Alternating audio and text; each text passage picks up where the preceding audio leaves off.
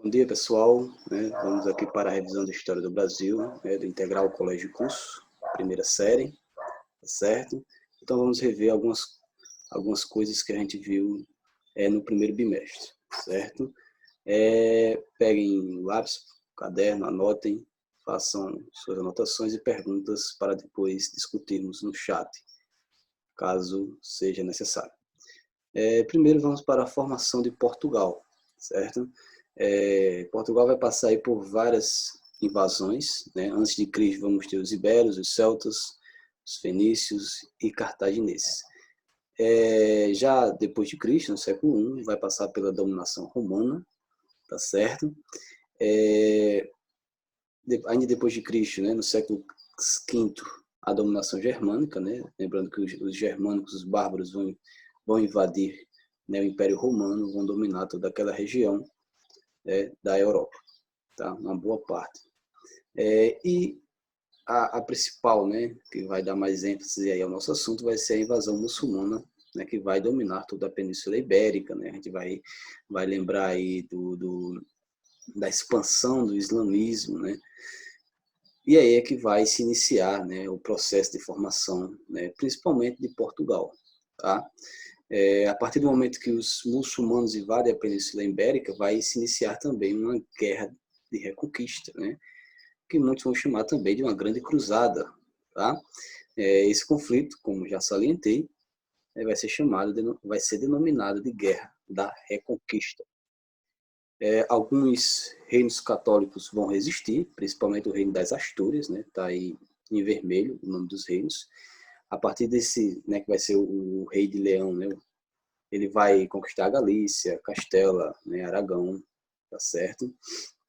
Vão ter ajuda de cavaleiros nobres franceses, né, os francos, né, que vai ter destaque aí o Dom Henrique, né? Por que vai ser o Dom Henrique? Porque vai ser o Dom Henrique, né, que vai receber do rei de Leão, né, o Afonso VI, né, um condado de Portugal, né, que depois vai ser denominado Portugal. Tá vendo aí a setinha, né? E aí o Dom Henrique, ele vai ser um reino, né, vassalo a Leão, tá certo? Depois, né, vamos ter a independência de Portugal, tá? Esse rei Leão, aliás, esse rei Dom Henrique acaba morrendo, tá? E assume o seu filho Afonso Henriques, né, que vai proclamar a independência de Portugal em 1139, ou seja, Portugal agora não é vassalo mais do rei de Leão, tá certo? Nesse momento, Portugal tinha uma economia voltada para a agricultura, tinha uma burguesia com mais liberdade, tá certo? E o que possibilitava isso é a sua região litorânea, a sua posição geográfica, tá certo? Para se consolidar como um Estado nacional absolutista, né, Portugal vai passar por uma revolução que vai se chamar Revolução de Avis, né? Avis por causa do João de Avis, mestre da Ordem dos Cavaleiros de Avis, tá certo?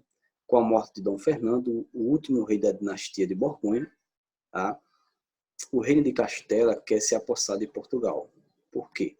Porque o rei Dom Fernando não deixa herdeiro. Quem deveria assumir era seu neto quando completasse 14 anos. Qual o problema disso?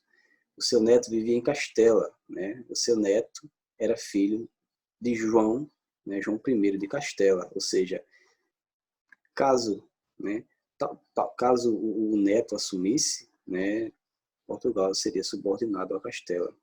Só que acontece uma outra coisa, né?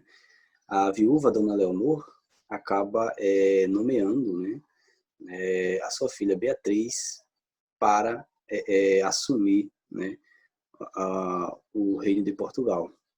Isso vai gerar muito descontentamento, principalmente da burguesia, tá certo? E aí vai se iniciar o conflito que vai se chamar a Revolução de Avis, tá certo? O João de Avis, que era o filho bastardo, lembre-se que tem dois Joãos aí, tá, pessoal? Tem o João de Avis, que é o irmão do Dom Fernando, que é o bastardo, e o João I, que é o rei de Castela, tá certo? Não esqueçam isso, não confundam, tá certo? E aí o João de Avis, com o apoio da burguesia, vence a guerra e fortalece ainda mais o reino de Portugal, tornando Portugal o primeiro Estado nacional da Europa, né? O primeiro Estado absolutista, tá certo? Vocês têm anotações aí no caderno, então qualquer outra informação que eu não falei aqui, vocês vão revisando, tá certo? E a gente vê como é que foi a expansão portuguesa, né? Portugal, ele era até Coimbra, né? Dá para ver aí no espaço amarelo, depois conquista outras regiões ao sul, tá certo? A Espanha também vai se expandindo aí, já no século XIV. Tá certo? E a formação do reino espanhol, né? Como é que acontece? Está ligado às guerras de reconquista, mas também a casamentos, né? O matrimônio, tá? O herdeiro do reino de Aragão, Dom Fernando, acaba se casando com Dona Isabel, de Leão e Castela, e junta aí três grandes reinos, né? Para vocês terem uma ideia, esses três reinos, né? A gente pode ver nessa imagem aqui, ó, de Leão, Castela, né, e Aragão, quase toda a Espanha, né? O último reduto vai ser a conquista de Granada em 1492, certo? E aí podemos dizer também alguns conceitos de absolutismo já com a formação desses reinos, né? Vamos ter aí uma centralização maior do poder nas mãos desse soberano, tá? E em torno da economia vai ser o mercantilismo, né? Busca de metais preciosos, né? Vai se iniciar aí o processo de expansão marítima, extração de riqueza das colônias, né?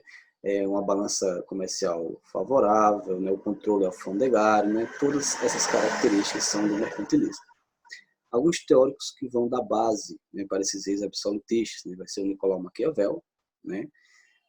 O Thomas Hobbes e o Jacques Bossuet, certo? E aí se inicia as grandes navegações, né? Vai ser uma aliança entre Estado e burguesia, tá certo? E a igreja que queria expandir a fé católica, né? Essas viagens eram permeadas na crença de seres mágicos, né? Era um imaginário que eles tinham de ter seres monstruosos, a ideia do paraíso terrestre, essa ideia de imaginário vai surgir na Idade Média, tá certo? Já expliquei isso em aula. Com relação às grandes navegações, Portugal vai ser pioneiro, porque vai ser o primeiro estado nacional, né? Vai ter uma burguesia fortalecida, vai ter estudos náuticos, tá certo? Entra nessa questão do contexto mercantilista, sua posição geográfica. Então, todos esses motivos aí vão fazer com que Portugal chegue a ser o tal Cabo da Boa Esperança, à Índia e ao Brasil. Viagens espanholas, né? O grande fato dessas viagens espanholas vai ser o descobrimento da América, né? Vai ser o contato com as civilizações maia, asteca e inca, né? As riquezas que eles conseguiram extrair, né? Dessas viagens, né? Dessa exploração, certo? E aí o mundo vai ser dividido em dois, né? Primeiro vai ser a Bula Intercoeteira, né? Em 1493, porém não vai ser aceito por Portugal, tá? Depois o Tratado de Tordesilhas, né, que vai dividir o mundo também em dois, entre Portugal e entre Espanha, ok? E aí chegamos ao período pré-colonial, né? Aqui está ligado mais com a história do Brasil, vamos falar mais de Portugal. O que é que Portugal queria aqui, né? Juntamente com a igreja, juntamente com a nobreza, né? Queria expandir a fé católica, queria encontrar riquezas, lembra? Mercantilismo, né? Encontrar riquezas, explorar, extrair, certo? Só que nos primeiros 30 anos, Portugal não coloniza de fato o Brasil, certo? Claro, aquela questão do comércio com o Oriente ainda estava sendo muito frutífero, e uma outra questão é que Portugal não encontrou riquezas no Brasil, tá certo? A relação que existia era uma relação de escambo, uma relação de troca de presentes, certo? O principal registro dessa época é a carta de Pero Vaz de Caminha, tá? Ele faz uma carta, né, que é enviada ao rei de Portugal, contando desde a saída de Portugal, né, até toda a viagem, os primeiros contatos com os indígenas, né, e os primeiros contatos foram com os tupinambás, né, os tupis, tá? Que eram povos nômades, né? Tinham divisões de tarefas, homens pescavam, caçavam e protegiam, né? E as mulheres cuidavam da moradia, né? Faziam cestaria, tá certo? E praticavam agricultura, né? Esses índios também praticavam a antropofagia, né? Que seria um ritual simbólico, né? Que eles morria um grande guerreiro na tribo. Então eles iam lá, faziam um ritual simbólico, comiam a carne daquele guerreiro, né? Acreditavam que estavam absolvendo essas qualidades, né, de grande guerreiro, certo? É nesse momento também que se inicia a dizimação intensa dos índios, né? Guerras, conflitos, escravidão, doenças, certo? Um outro fato marcante desse período pré-colonial é a extração do pau-brasil, né? Lembra da relação de escambo, né? Existia aí o português dava um espelho, um machado, né? E o índio ia lá, cortava essa madeira e a transportava até as feitorias, até o litoral, para que ela fosse embarcada para a Europa, certo? O pau-brasil ele era utilizado na fabricação de tecidos, de móveis e caravelas, certo? Sua extração dispensava muitos gastos, né? Que fazia todo esse trabalho era indígena, tá? A partir dessa relação de escambo que eu já falei para vocês, certo? As feitorias eram fortificações de depósitos, né? Fortificações, ou seja, protegiam e serviam como depósito de madeira. Então tem uma dupla função, certo? Espero que vocês tenham entendido nossa revisão. Qualquer dúvida é só perguntar lá no chat, tá? Atentem para as atividades que eu vou colocar na plataforma, tá? Até mais, até logo, tá? Tenham um bom dia.